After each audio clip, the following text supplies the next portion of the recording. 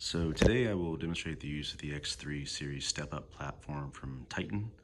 I purchased these to set up a hip belt squat setup. I'm having a little bit of issue with patellar tendonitis.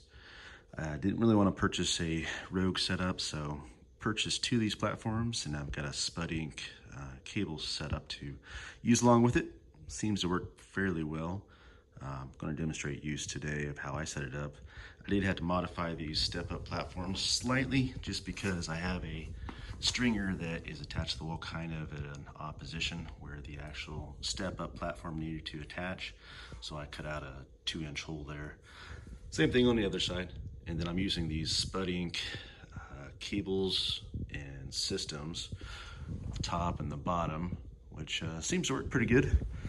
I've got a fairly small platform that I'm using. I've got basically a useless piece of equipment there. I'm not using much, my wife does.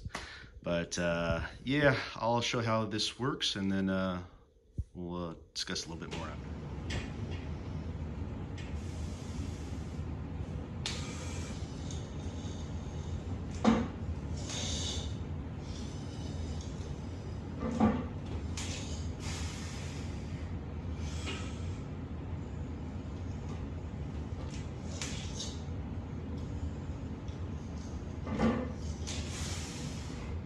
Yeah, it works fairly well. I can get pretty good depth on it, and you could modify the depth by using either a slightly different belt.